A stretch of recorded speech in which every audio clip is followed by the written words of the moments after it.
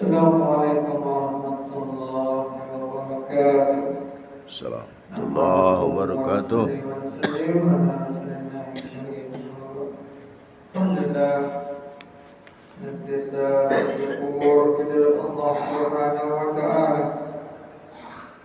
Masih diberi nikmat sehat, nikmat iman dan Islam, sehingga kembali subuh ini Allah perkenankan menggerakkan langkah dan hati kita melaksanakan salah satu perintah, yakni solat subuh secara berjamaah.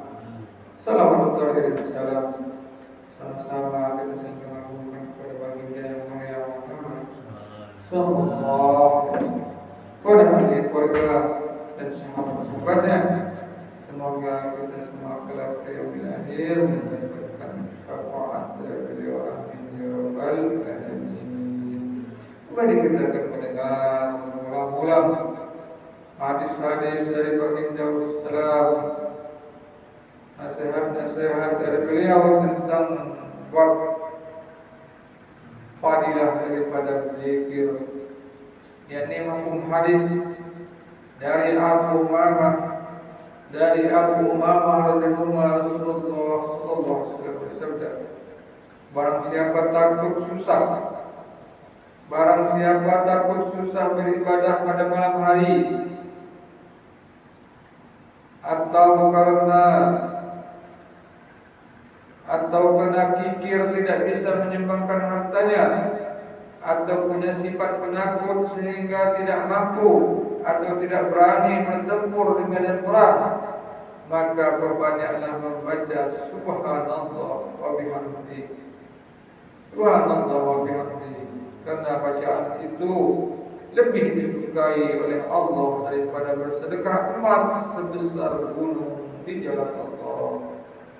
Dari Abu Umamah radhiyallahu Rasulullah SAW bersabda, barang siapa takut susah beribadah pada malam hari, atau karena kikir tidak bisa menyumbangkan hartanya, atau punya sifat penakut sehingga tidak mampu atau tidak berani bertempur di medan perang, maka perbanyaklah membaca subhanallah wa bihamdihi, karena bacaan itu lebih disukai oleh Allah daripada bersedekah emas sebesar gunung di jalan Allah. Betapa besar keutamaan yang diberikan oleh Allah, sehingga bagi orang yang tidak mampu bermujahadah pun fadilah dan ketinggian derajat tidak tertutup baginya. Orang yang tidak bangun malam karena malas, tidak bersedekah karena kikir, takut dan kurang perhatian terhadap jihad yang penuh dengan keberkahan, selama ia masih memikirkan akhirat, maka jalan keutamaan masih terbuka baginya. Jika amalan ini saja tidak dapat dilakukan, siapakah yang lebih buruk nasibnya daripada dirinya? Masalah ini telah diterangkan secara terperinci dalam bab sebelumnya. Hadis yang lain dari Samurah bin Jundub radhiyallahu Rasulullah sallallahu alaihi wasallam bersabda, kalimat yang paling disukai oleh Allah adalah subhanallah walhamdulillah wa la ilaha illallah wallahu akbar. Tidak masalah bagimu dari mana saja kamu memulainya. Riwayat lain menyebutkan bahwa kalimat tersebut terdapat di dalam Al-Quran. Memang kalimat tersebut sangat banyak disebutkan di dalam Al-Quran. Perintah membacanya pun telah banyak dimuat di dalam Al-Quran.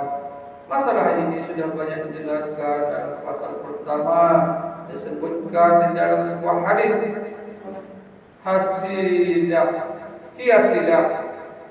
Hiasilah hari-hari raya. Hiasilah hari-hari raya dengan kalimat tersebut. Maksudnya, hiasan hari raya adalah kalimat di atas, yakni dengan dibaca sebanyak-banyaknya. Subhanallah, alhamdulillah, wa la Allahu Akbar.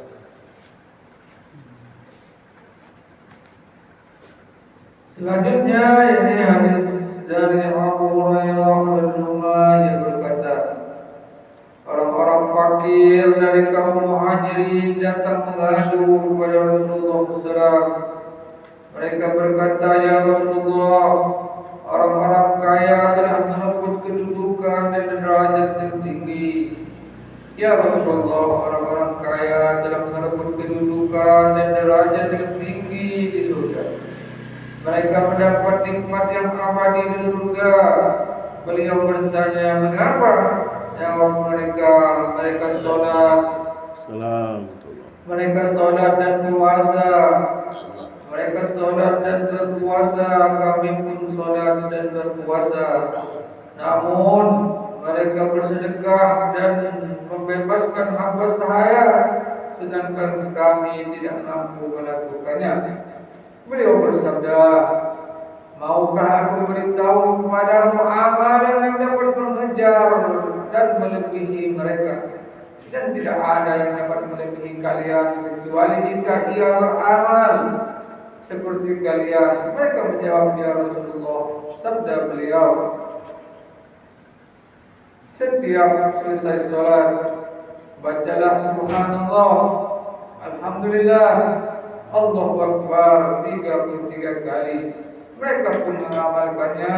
Namun karena pada saat itu orang-orang kaya juga menjadi teladan, maka mereka berusaha mengamalkan apa yang diamalkan oleh kaum Muhajirin. Maka kaum fakir Muhajirin kembali menemui Rasulullah SAW untuk mengadu, saudara-saudara kami yang kaya telah mendengar dan mereka mengamalkan amalan kami. Sabda beliau, ini adalah karunia Allah. Siapapun yang dikehendakinya maka akan diberinya. Kisah ini juga disebutkan dalam riwayat lain. Rasulullah SAW bersabda, Allah juga memberi derajat selain Allah juga memberi derajat selain dari bersedekah. Subhanallah itu sedekah. Alhamdulillah itu sedekah. Berhubungan dengan istri juga sedekah. Para sahabat heran, memenuhi syahwat berhubungan dengan istri juga sedekah. Beliau bertanya, jika ia terjerumus ke dalam perbuatan maksiat, ia berdosa atau tidak? Jawab sahabat, tentu ia berdosa. Sabda beliau, demikianlah jika ia melakukannya dengan halal, maka dianggap sebagai sedekah dan mendapatkan pahala. Maksudnya, jika kita menggauli istri dengan niat menghindari perbuatan yang haram, itu merupakan pahala dan merupakan amal kebaikan. Menurut versi yang lain disebutkan jawaban terhadap pertanyaan bahwa memuaskan syahwat kepada istri juga berpahala. Rasulullah SAW bersabda, beritahukanlah jika seorang anak yang lahir dan tumbuh dewasa, lalu kalian berharap agar ia tumbuh dengan kebaikan, lalu ia meninggal dunia, apakah kalian akan mengharapkan pahala? Dijawab, ya, pasti kami mengharapkan pahala. Sabda beliau, apakah kamu yang menciptakannya? Apakah kamu yang memberi hidayah? Apakah kamu yang telah memberinya rezeki? Padahal Allah yang menciptakan dia dan memberi hidayah serta rezeki. Oleh sebab itulah kamu meletakkan nutfah di tempat yang halal sesuai dengan genggaman Allah. Apakah dia menghendakinya hidup atau mati atau tidak dijadikan anak? Hadis ini menunjukkan bahwa seseorang akan mendapatkan ganjaran pahala karena menggauli istri yang menjadi penyebab kelahiran anaknya. Alhamdulillah, hadirin. Beberapa hadis dari baginda Rasulullah telah kita dengar. Semoga menjadi tambahan ilmu bagi kita dan bisa diamal dan disampaikan kepada yang belum mendengar. Subhanallah wa bihamdika, asyhadu an la ilaha illa anta, astaghfiruka wa atubu ilaik. Assalamualaikum warahmatullahi wabarakatuh. Assalamualaikum warahmatullahi wabarakatuh.